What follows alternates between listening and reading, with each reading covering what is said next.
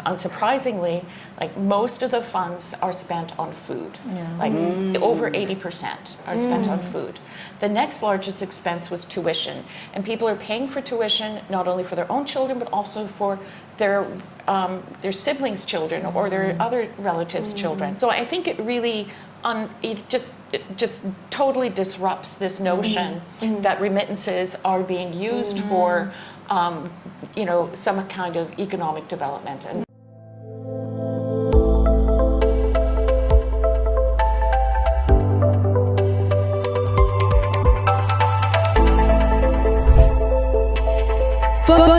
Voicy Podcast. Good morning, good afternoon, good evening, whenever you listen to this podcast. With me, Jess and Eva. Right, welcome to Voicy Podcast by BBC, a podcast dedicated to highlight the stories around cross-cutting human rights issues across East and Southeast Asia. This podcast is an initiative of BBC Network, better engagement between East and Southeast Asia. And today, in this episode, we are going to have a conversation with Dennis Spitzer, right? Dennis is a professor from the Alberta University, Canada, and also together with us, Annie Lestari, right? Hello. A chairperson of International Migrants Alliance and a spokesperson of Jaringan Buruh Migran Indonesia in Hong Kong, Macau. She's a migrant worker activist who's been advocating migrant workers' rights issues for over a decade. Right. So hello everyone. Hi. Nice to meet you. So we are on the topic right now. Right. I searched in the internet on the migrant workers. So what I read is so far migrant workers, especially in Indonesia, have often been glorified as foreign exchange heroes because of the remittances they give to the country. Now, the government says that migrant remittances play an important role in the economy and society. However, sometimes we forget that the biggest part of migrant workers' salaries are spent instead on the remittances. Meanwhile, the money given to their families hasn't been really fulfilled as how they expected. Right, so maybe we can say that in fact this remittance policy actually adds to the long list of structural problems that are, happening to the migrant workers communities. Like remittance scheme maybe have good intentions, maybe. But the government must also not forget that the initial problems of sending migrant workers are also not small at all. Like we can talk about starting from the high cost placement fees, cheap labor wages, and also to deep-rooted poverty or structural poverty, right? Now, then, how should we see the existence of this remittance scheme? Since 2017, a research project entitled Lives of Migrant Remittances, an Asian Comparative Study, has been conducting studies on remittances. This research is a collaborative study between academic-based researchers in Canada and migrant communities in Indonesia, Hong Kong, and the Philippines. The research highlights how remittances are generated, managed, and distributed. And in this conversation, we will have a conversation with Professor Dennis from the Alberta University as the private investigator of this research about what are the remittances in these three countries, and then how properly these remittances are managed, and why in some cases remittances actually add to the long list of structural problems that baffle migrant workers. Now, Professor Dennis, can you tell us briefly about your research? certainly, and first, thank you very much for this invitation to be part of this podcast.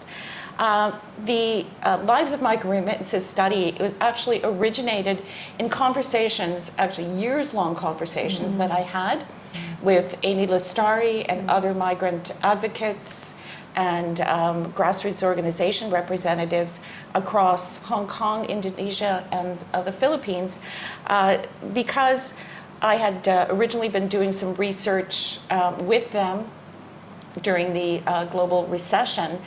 And after we completed that research, we were talking about remittances and what they do and don't do. And we're realizing that most of the so-called evidence that is provided to support this notion that migration is an effective development strategy for sustainable economic development is really was, provided, was based on either national banking data, not population-based economic data, transnational transfers of funds, and sometimes very anecdotal success stories. But we didn't see many sustained, holistic research that really looked at remittances from the ground up. So how were remittances generated? How were they produced and distributed by migrant workers? And how were they taken up by migrant families in their home countries? And what happens when people return home after they have been serving as migrant workers, and what have remittances done or not done? So that was really the genesis of this research project. Thank you very much. But before we go deep into your research, can you tell the audience first about what is actually the definition of remittance? Remittances are generally thought of as the financial resources that are produced by individuals and transferred back to people in their home countries. We also talk about social remittances, which are less tangible, but things like skills, knowledge, even abilities, different ways of knowing that are also transmitted, and those are also thought to be an outcome of migration as well. So in fact, we looked at both in this study. Okay, but I'm actually curious also, Denise, about, so back to the starting point when you initiated the study in 2017. There must be some, I don't know, the trigger or the reason or the urgency. So what was it? What was the reason? What was the urgency for you until you felt like, okay, I think this is time for us to start to work on it, to work on this issue? Yeah. So what was it? I'm smiling a little bit when you say urgency, because when one does research, nothing happens quickly. And in fact, the nature of the research was such that it took us 3 years or more to actually get funding for the project. And as I said, we had spent many years in conversation in order to actually develop a research proposal that, again, was generated not just by me as an academic, but by the entire group, which again was transnational, people from different experiences and backgrounds.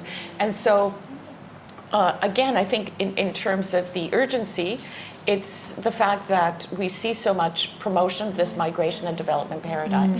The IMF, the World Bank, the EU, and of course, various migrant sending countries and migrant receiving countries that are really relying on the promotion of this idea that out-migration is, again, a panacea for inequalities that exist in sending countries. So I would like to ask Mbak Eni. Mbak Eni, so as we already mentioned in the beginning of this podcast, that there's a term among Indonesians that migrant workers are the foreign exchange heroes. So what does it actually mean? And why is Indonesian migrant workers are called that way? Actually, when I migrate for the first time in 2000, and before I became activist for migrants, of migrants, I cannot even understand what does it mean. Okay. The only thing we know is we send money every month. Some people even send twice in a month, depending to the family need, right? And that's all, But then suddenly I see in different government promotion in the airport, for example, welcome, foreign exchange hero, and so on and so on, So for me, it took me a while just to understand that. But later on, when I learned migration policies and also migration business, I can see that when they talk about that, it's actually about the combination of all remittances that migrants send back home. This is what they say. Oh, this must be very huge. That's why they call us hero. Otherwise, then what we are, right? So then every year there is this report from the Indonesian Bank, Bank of Indonesia, World Bank, and so on, who actually championing about this remittances. So that's when I realized, oh, it's really big, yeah. It's really big and big business. But again, when I try to reflect, then what does it mean being a hero? In this whole game of migration, what migrant felt, even like I can say 20, 30 years ago, because Indonesia started sending migrants in 1980s, yeah? So we feel very far from that terminology. It's like we don't feel treated like even like a human, like a person, like workers. A lot of time we were humiliated. Different regulation is not even good for us. We were overcharged, so many collection of fees, and then we are being, played in between different departments whenever we ask accountability. When we try to file case, they are not even responsive. So. And even outside the country, when we go to embassies, when we go to the consulate, doesn't mean you get a good service. Doesn't mean that you will be, appreciated. So that time, that's the reason why even among migrants, it's very hard, and almost I can say a lot of my friends, even myself, I don't like to be called a hero of foreign exchange. Even back then, before I understand this thing, because it just has no meaning at all, and it's contrary to how we are being treated. So now that there are more, activists, migrant activists who become political, all the more we say, don't call us a foreign exchange hero. For us, we are just the hero of our family. It's enough. At least they appreciate us, right? But the government doing the other side. Right. Yeah. So I don't think that terminology is correct, and it represents our interests. It represents business and government, yes. Because what they want is more incoming money to the countries, and we send more than everyone in the world, than the foreign investment, and then even for foreign aid. We send more than everyone. So it's a multiplied. We are 10 times bigger of all this direct investment, direct aid, and so on. So it actually explains why they call us economic heroes. But at the end of the day, is like, then does it benefit us, the migrant and the families? And the research says no. So you're saying that the label of that label, foreign exchange heroes, is just a sweet in in mouth, but actually in the practice it's meaningless. It's meaningless. Yeah, and it's very humiliating. Oh my God. So, but they are so proud of saying that, right? They are very proud. They think it's like an appreciation. It's appreciation. Yeah. But appreciation because we give them the benefit. Okay. But the question next is what benefit they give to us. It's not mutual. Right. It's not two-way relation. Yeah, okay. Yeah. Okay. I see. And maybe back to the research. On the research, what do you find the most interesting from the things you observed, and what do you think like the major findings of your research? Thank you. I think one of the things that is probably most interesting is that we really got a good look at what do remittances actually do, right? And I should add that one of the things that makes, I think, our project really strong is that we conducted over 1,000, actually 1,020 surveys with a representative profile of Filipino and Indonesian migrant workers in Hong Kong. And we also held focus groups with workers in Hong Kong, as well as with people in remittance managers or people who receive the remittances in 3 different communities in Indonesia and in the Philippines. So in Indonesia, we talk to people in Parebes, in Cilacap, in Ponorogo. These are, and in Philippines, the National Capital Region, Pangasinan and Baguio. And we chose these places because they have the largest concentration of migrant workers in these 3 areas. So we really were following remittances back to their places and again seeing what they were actually doing for households. So I have to say, I think in addition, we also did interviews with policymakers, with remittance industry people. So our results are truly robust, and I think that it really strengthens our ability to make statements about what we found. So that's a way of prefacing what I'm going to say, and that is that perhaps unsurprisingly, like most of the funds are spent on food. Like over 80% are spent on food.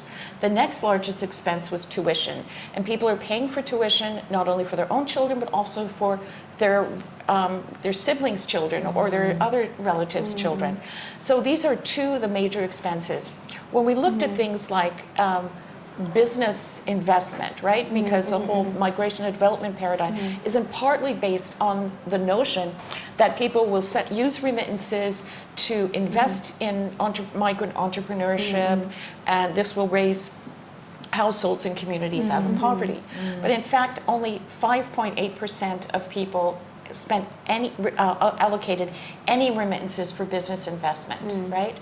And when we ask people, what's your first and second priority expense, only just over 1% said that remittances would be spent on business. So I think it really it just totally disrupts this notion that remittances are being used for some kind of economic development, and we didn't go into this project, but in other projects that I've been involved with, we have looked at migrant entrepreneurship and as well, and I can respond to questions about that. But in this project, we really noted just how much of remittances are really spent on survival, right?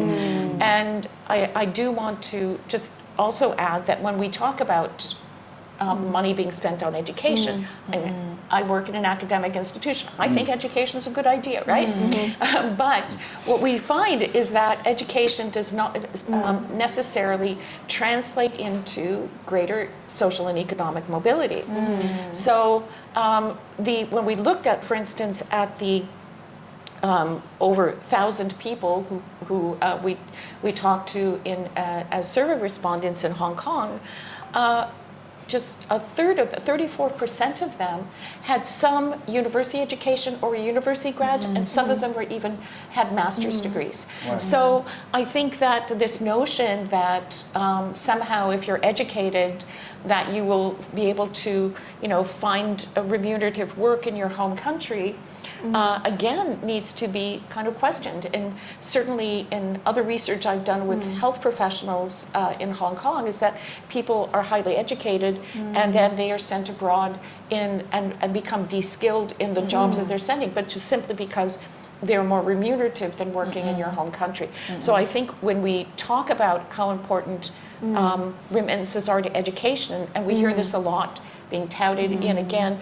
World Bank, IMF quarters, UN quarters, that we really need to just push that further and say, that's good, but so what in terms of people's economic mobility. So I think those are really the major findings of the project. I see. So responding to that, then have you heard things like if someone from your country work outside of country, that means they will come back becoming rich. Right. So that is not true, yeah. Well, that's not true. That's not true. I see. Yeah, that's not true. Okay, Manny, if you want to add. Yeah, so for migrant workers, we really struggle to explain ourselves because Right. no matter how much we say it, people don't believe.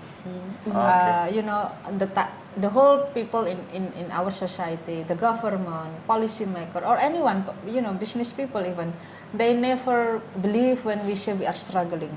You know, we are trying to survive. Because they always think that working abroad is a good You have so much thing. money, You right? have so much Yeah, money. like- The working environment is so good, Yeah, right? you know, my own experience. I've been in Hong Kong for like 21 years, 21, 22 years. And the only thing when people ask me, oh, you must have a lot of saving.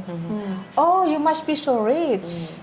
Oh, how much house you have? Like how many house you have? Or what do you have? How much money in your account? And I cannot even explain that, you know, because it's hurt me a lot. And then suddenly I have to explain myself, and then I have to defend myself, and doesn't mean when I explain a lot they believe me. So a lot of migrants become, you know, we feel defenseless, and we just do not know how to respond, you know, and simply because they are already insisting in their belief without even checking the reality. So that's why when we talk to Danish for many years back, you know, and the university wanted to do a research on migration. We took a long time just to, and you know, like go deeper into what do we need as a migrant community, not only Indonesia or in Asia, but around the world, yeah. And honestly, globally, nationally, regionally, this is where is the struggle. Government, private, even common people will always insist migration is good. Migration means you are rich and you should migrate. You know, you should join. If you cannot find job back home, just go. You know, and then oh, if you stay so long outside, you must be so rich already. You know, something like. So I think the research is really needed because we know the truth, but we don't have any data to say. I can tell you my expenses, but do you think everyone will believe me? And plus, if do you think they will change their mindset and their policies? So I think the research really reaffirm and reconfirm what we already say many time again. We are not rich being a migrant. We just surviving. And then it's true that the expenses is enough for food. In fact, myself, I never thought about it. You know, I thought I send money home, and I never ask my family where the money goes. Right? I know my sibling go to school, and that's all. You know? And everyone is okay. You know, and my family, my parents were able to obtain medical help. So for me, it's done. Right? But I never thought the biggest expenses is food. And then I try to ask, like, why is food? Indonesia has everything. We produce everything, but then why food? So then it goes again to the reality that inflation is getting higher in our country. Yes. How to say, agrarian product is not even people own. It's a private own. You have to buy even 1 kilo rice, 1 kilo, 1 liter oil. It's not something that you can just go to the yard, to the back, and you will harvest yourself. Or it's too cheap that you can just buy a lot. No. So really, now it explains where the money actually goes. And it also explains a lot of my friends who have children. When the kid, they try to migrate because they think they need to save more money for higher education. But once the children are in the high school and university, they are stuck overseas. And you know why? Because if they cannot send money, they need to send money home all the time for the children to graduate. And sometimes it stuck them until 25 years, 30 years, to make sure that the children have a proper education. And it's also as my story, I plan to work there only 4 years, and then suddenly it's time to go home. But then my sibling have to go to high school and college, and I cannot go home because if I go home, there is no money for them, and my parents cannot afford. So I stay again, at least until they graduate. But after they graduate, my parents get sick. And then they cannot access medical help because it's so expensive, and so on. So all those expenses require us to sacrifice ourselves. Honestly, it really hurt. I mean, for me personally, because then when can I make my dream come true? I want to go to college. I want to go home and blah blah. It cannot. It's always a question between survival of the family and our own dream. So in the research, it's even talk. Women in particular have to put aside all their dream from having family, going to higher education, even if they want to work locally. Maybe they don't mind to earn maybe 2 million rupiah a month, but then they cannot do that because the family need another 3 million every month. Then where the money coming from? So I think that kind of gender aspect, women usually put everyone at first and then put themselves. But then again, the problem with this reality, when the woman realize they are already 40, they are already 50, and they are already, so what can they do?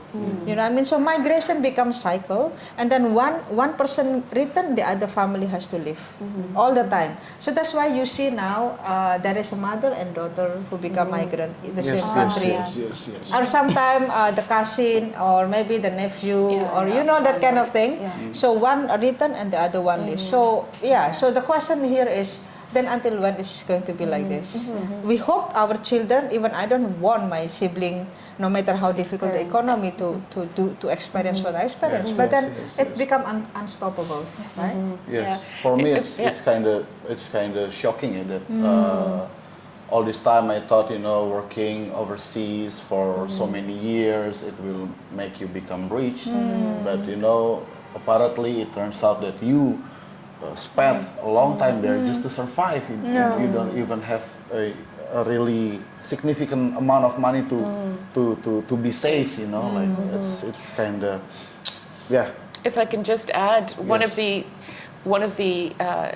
parts of the cycle, like 66% of the people that we talked to in the survey had relatives who had also been migrant workers. So I think it really also just reinforces this kind of normalization of out-migration as a familial household strategy that Amy is talking about.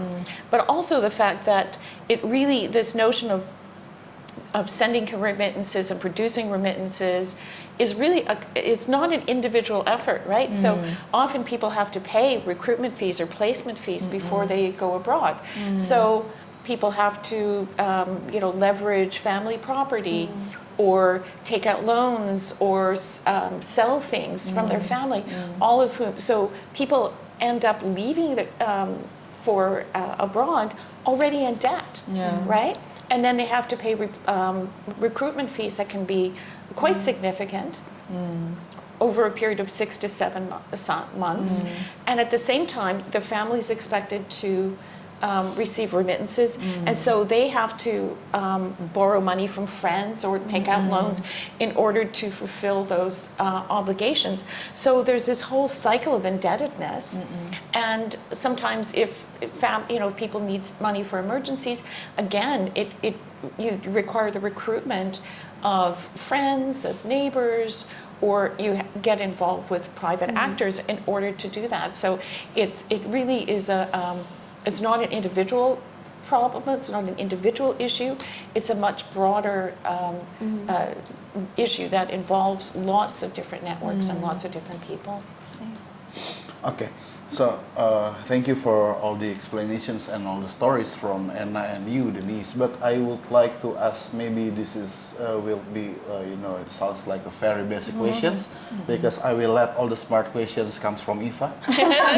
Thank you. But I just want to ask that you chose this. Is there any particular reason that you chose these 3 countries, Hong Kong, Indonesia, and the Philippines, as your areas of studies? Why not the other countries? Or why is Indonesia, Philippines, and Well, I was already working in these areas, and of course, Hong Kong, the largest concentration of migrant workers are from these 2 countries, Philippines, followed by Indonesia, and of course, Hong Kong is one of the major sites of out-migration for Indonesian workers. So it was, I think that was pretty important that we look at these 3 as a, but of course, there are other issues with people who are, especially moving to the Middle East from Indonesia and other places as well. So I think that the question about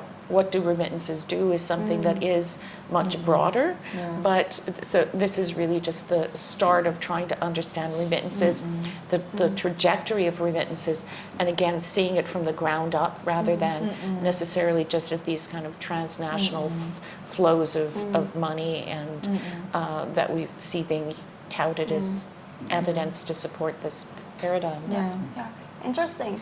And maybe I want to ask, based on your research based findings? on your research findings. Why am I like this? It's fine, On the research one, Yeah. based on your research findings, so through your research, how is the governance actually of the remittance now? And maybe for you too, Mbak, how can migrant workers deal with that? I think Maybe I'll that answer yes. that. Yeah. So the remittance has always been a business. Government make it a business. I remember before we did not have national banks of Indonesia. We don't have BNI, BRI outside the countries, right? But in the past, let's say 10 or even 15 years back, suddenly the government mobilized this national bank to be everywhere where the migrants are. That include even in Netherlands, for example, right? Where a lot of undocumented migrants are. Even in Malaysia, where a lot of migrants, both legal and undocumented. So then it become, and there is a movement suddenly to nationalize remittances. Oh, you don't send to private, you send it to your national bank because it will benefit back your national economy. I remember it was part of the promotion, and then suddenly everyone is given membership card by this bank and that bank. Suddenly there are so many training, financial literacy and so on and so on by the banks. So in the end of the day, like after many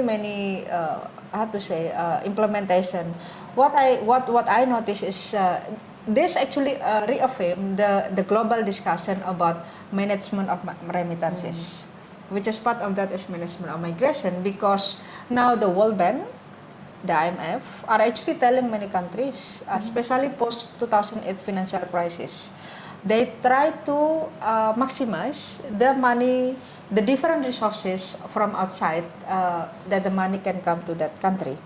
Partly because many government, the international institution do not want to provide more money to third world countries for their incoming, like investment, foreign aid and so on. So they really cut a lot. Now, but the problem is many of these government from Asia, Latin America, Africa are very dependent to this kind of money, investment and foreign aid at the same time. So the World Bank is already thinking how to quote unquote get that portion that is being cut from other resources. Then the issue of migration, migrant workers and diaspora coming in. That's why there is a mobilization not only among the migrant workers, but even the other Indonesian diaspora community. They organize it into official organization of Indonesian Diaspora Network to mobilize, to map out and mobilize all Indonesian outside the country who they can remit but also contribute in the economic project. Yeah. So to say that since then there is always two players now. One is the government and its banking system, and one is still the private. We talk about Western Union, for example. It has been there forever, right? But they are still very, very strong also. No matter how the government try to crack, because they know how to go to the village, they know how to make the access money easily and so on. So you can see the war between this, player, private and the government. But in the end of the day, both actually get a lot of money from us in terms of fees and the exchange rate. Because we do not know what is the comparison of the exchange rate. So when they say this is the exchange rate, we just send it, So then later on we learn actually it's lower than other standard. So this is one game. Second, of course, we pay a lot of fees to that process. If one person send money, let's say in Hong Kong we have like 170,000 Indonesian, and the Filipino is 180 or 190, let's say 350,000 domestic workers send both money, Indonesia and Philippines, monthly and twice a month. You can imagine how much money they get. So it's really become a big business. But then there is nothing so far up to now. One of our critic is, what will you give to the migrants? Will you even cut the cost? Will you even make the remittance cost free? Will you even give a subsidy? Let's say coupon, $10 or $5 lower when you are member of that banking system is none. So our critic even to national bank like BNI, BRI, how come we pay so expensive to send money even to our own personal account in that same bank? You Yep, know, yep, so yep. so just like that, there is no benefit. Even during COVID-19, when we keep asking government, what can you give to the migrant who are being sent back home? They lost a job, they don't have income, they will be unemployed at least for 1 year. Will you give them some cash? You know, they cannot find a job right away locally. There is none. So again, that's why the reason why I don't even like the terminology of foreign exchange here, because when you ask accountability, when you ask services, is all absent, and the government also say, but we don't have money, we don't have the budget.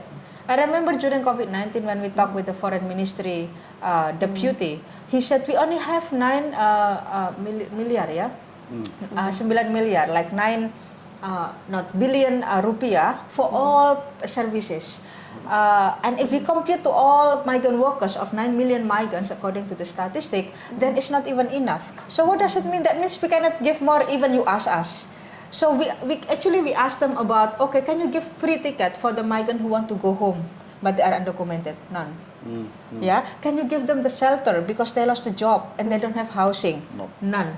Okay, can you give them cash because they need to eat every day? Yeah. None. So Right? So right. this is why, you know, the terminology of foreign exchange zero is more humiliation rather than compliment. Appreciation.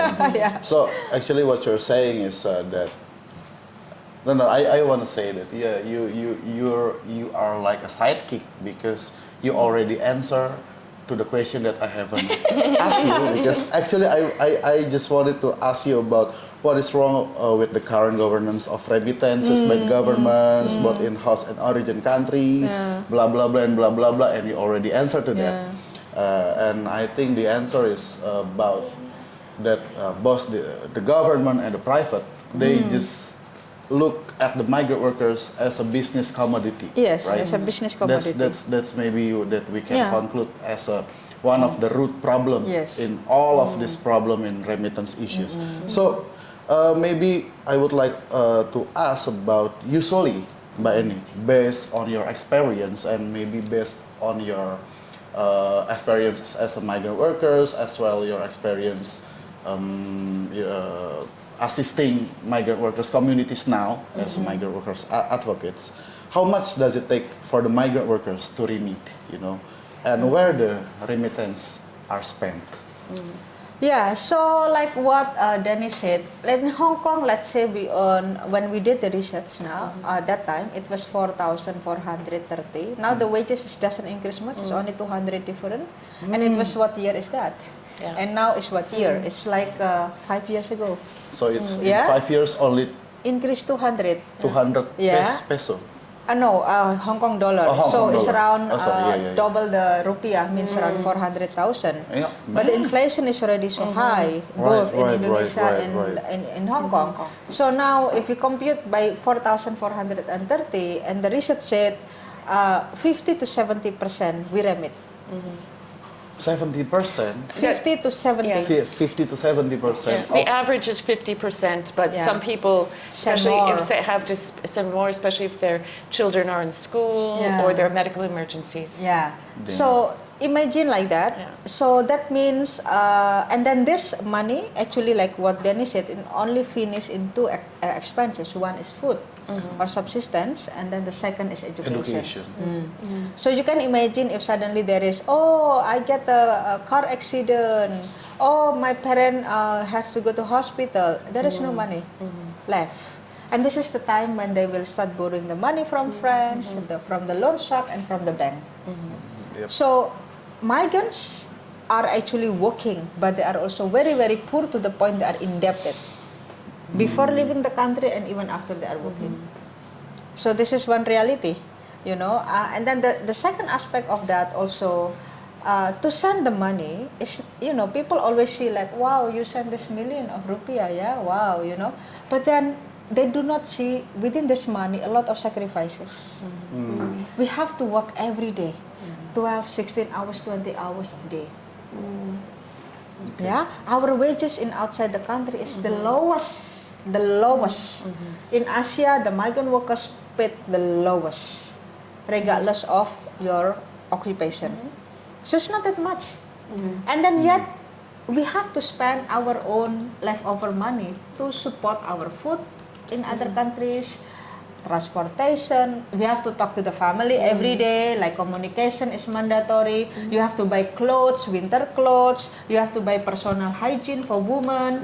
And if you are sick, you have to go to your so-called clinic, or do massage so you can, So all these things are not being covered. Sometimes even everyday food, you still have to buy because your employer gives to the minimum. Actually, there is additional research conducted by Hong Kong University that domestic workers in Hong Kong are hungry because they don't have access to food. The food are there, but if you take the food, the employer don't like it, they will call the police and say you are stealing my food, and they go to the prison for that. So that kind of reality. So the migrant knows that. That's why they prefer to make the employer happy and spend their own money, all these things. So as long as I can keep the job. And plus, of course, the everyday emotional and mental sacrifice. When you are being abused, maltreated, you sleep on the floor, they call you pig or dog every day, you have to swallow that. Every single day for 2 years at least before you can change to another job. All these things is not even computed. And then plus we are feeling homesick, we are sad but we cannot be sad, And then you also, have to be a long distance parent. Every day is not being computed. All these kind of social realities are not even considered within the amount. So for people, it's only number. For us, it's our hard labor, sacrifice, and to the point, this is our blood, So if people play around with this, we are really, really angry. But then a lot of people just play around with this, like the government, the business sector, and so on. So this is the kind of research that we want this to support, what we feel, what we believe, and hopefully it will change the mindset of the community, but also the policymaker. Yeah. I see. And you said that before, you said that now migrant workers also come from a high education level, and it's quite contrary to what we already believe, right, in the society, that the migrant workers usually come from a low education level. So by that level of education, what we think next is that they can get job that can pay them enough to not be to not be taken a lot from the remittance. But what is actually happened in the field regarding that? The education. Yes. We're not able to answer that specific question in this research project, but I can certainly reflect on the fact that in Canada, for instance, the people who have come to Canada as living as caregivers, which is sort of the equivalent of a migrant domestic worker, they have a higher percentage, like 63% are university educated, which is twice the percentage of people who come as economic migrants, at least in fairly recent statistics. So, and they end up often in jobs that are not commensurate with their education, right? And so they go through a process of de-skilling, and I would say Canada itself loses, for instance, the kind of benefits that they could get from people who are highly skilled, whereas people who hire somebody who is a nurse or a teacher and is now working as a domestic care worker, they're getting all those benefits. They get somebody who can care for their elderly parent in a way that somebody who has maybe another, diploma can do. So there's a way of kind of extracting some of those skills without necessarily paying for them. So I think some of the question is that why is it that people who are educated can't get jobs that meet their qualifications in their home countries, and the research that we did with years ago with health professionals in the Philippines is, people are working on contracts, they're poorly paid, they don't have job security. And so we had evidence of physicians who are retraining as nurses who can then go to other countries as registered nursing assistants and care workers. Again, when you think about it, people in the Philippines, people in Indonesia pay for public education. So they're in fact paying for the education of those teachers and nurses and physicians, and then they are exploited to another country. And so, as people who, Philippine society and Indonesian societies, lose out on those kinds of benefits that you could gather from having those people. So again, I think that we need to be looking at, and governments need to be looking at, is that what are you doing to actually promote opportunities and for people within your home countries? And when is migration actually going to become a bona fide choice, as opposed to being something that is really a forced and not a choice at all? Right. So I think it's all very explanative, yeah. But I would like to also explore that for you, Denise, as how to say it, researcher leader, yeah. Okay. So what does this research mean to the migration discourse, especially to improve the policy, and also what are the recommendations and expectations, or maybe Annie can answer about the expectations, yeah, for the government and relevant stakeholders, both in sending and in receiving countries, to minimize the risk to the migrant workers community. Thank you for that question. I think obviously as a researcher, one wants as much as possible for one's research to have impact, and we can't always guarantee that, but I think we can do is to contribute to the evidence base that can move policies and thinking in different directions. So I think one of the great strengths of this project is the fact that it wasn't driven by an academic. It was driven by a coalition of people working together, from grassroots groups to, and we involved many migrant workers in the research process, in the analysis of the work.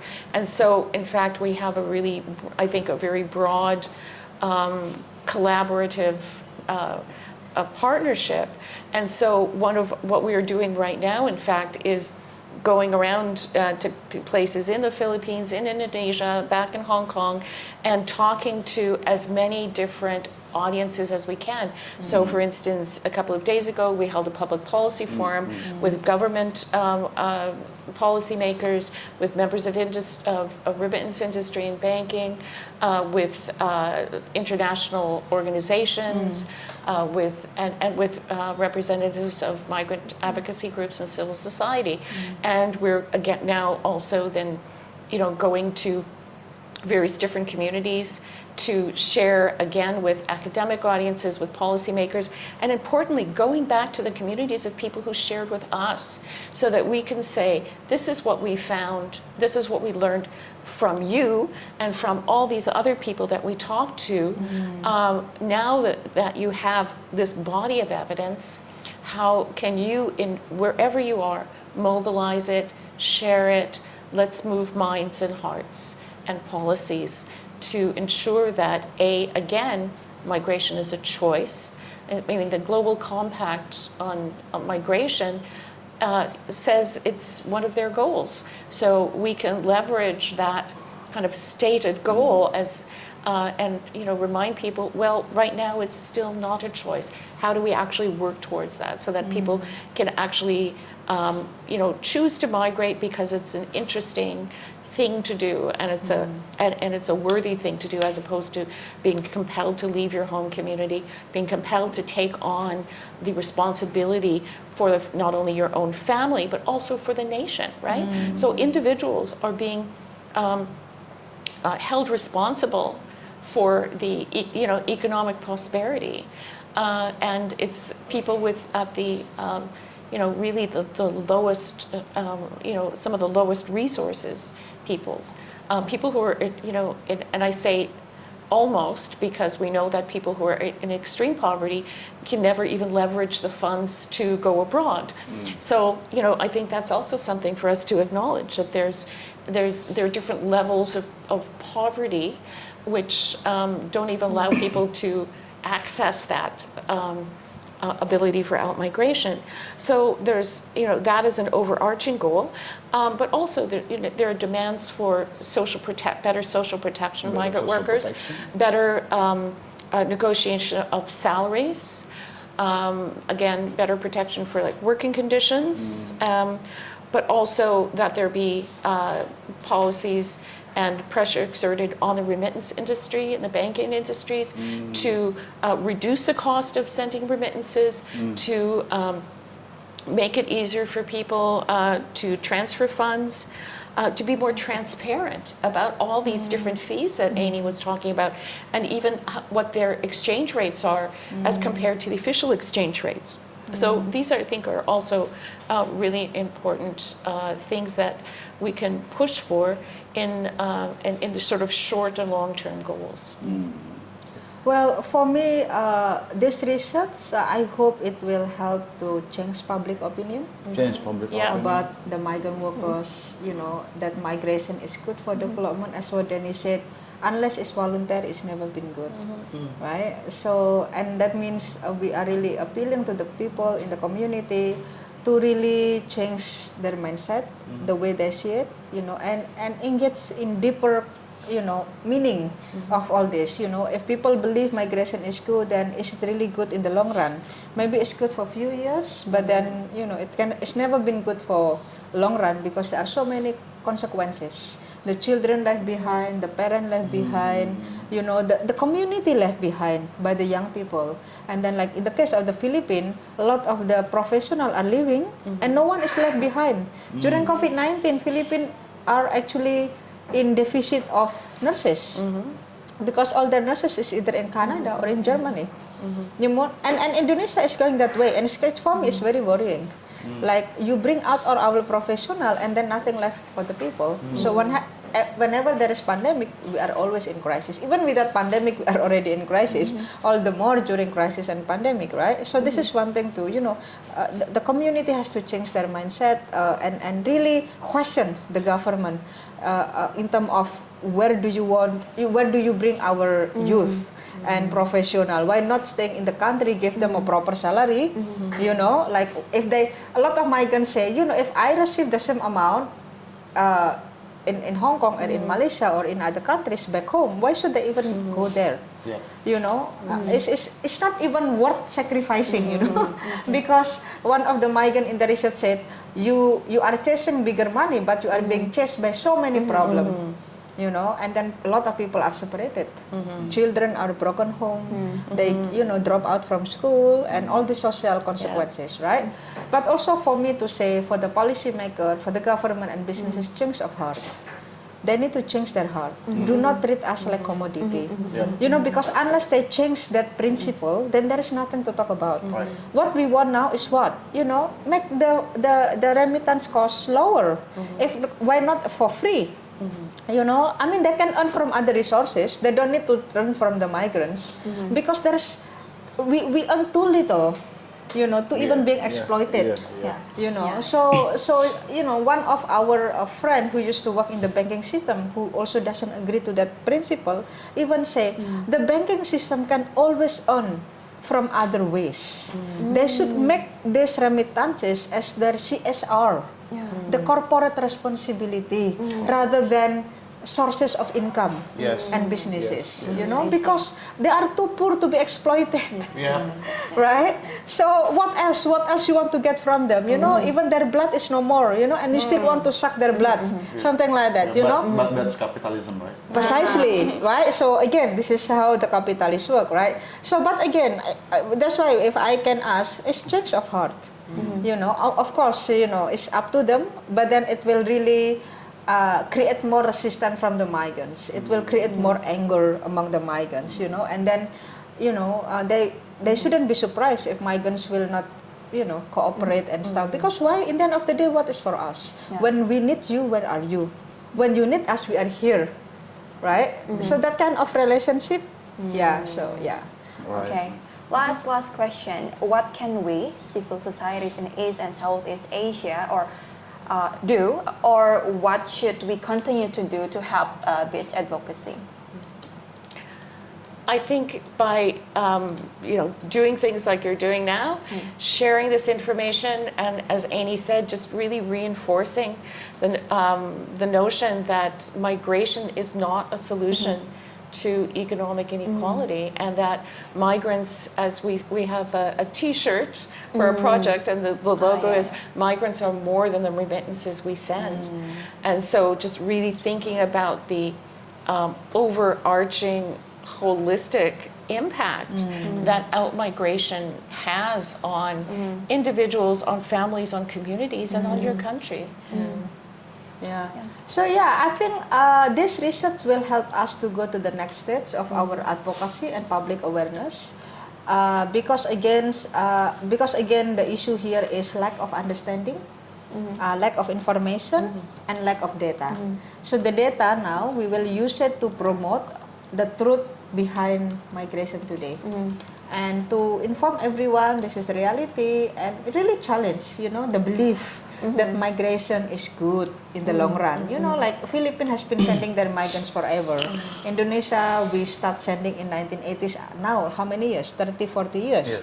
Are we progressing? Are we getting better? Yes, maybe the underdevelopment everywhere, infrastructure, but behind the rural area, the villages, you can see a lot of poor people struggling every day for schooling, for health, and so on and so on. So, and then in the long run, do you want to have to be a country where half of your population professional are out of the countries, and only people, children and old people who are left behind? Because this is now the reality. In some places in Indonesia are only elderlies and children. The young are gone. This is the kind of society. This is very contrary to the goals of the SDGs, right? Yes. They always called about no one left behind, no one left behind, but apparently there's just So kind many of left behind. so many left behind. But this is a very great episode. This very exploitative. This is a very fruitful conversation. And I think this is the time for us to thank you for both of you, for Denise and for Annie, for coming. And of course, we wish you all the best for you and the advocacy as well. And maybe this is the correct time to say, workers of the world unite. Because there is nothing to lose but our chains. Okay, thank you for our listeners. If you'd like to know more about us, follow us on our social media accounts at BBC.org on Facebook, Twitter, and Instagram to stay updated. But also, you can visit our website, bbc.org, for more information. Thank you for listening for today's episode, and we'll see you on the next one. Bye-bye. Bye. Oke, Eva, masih dredeg. Keren Thank you, ya? Dennis. Thank you. Masih Thanks, Jen. Jesse. bergetar.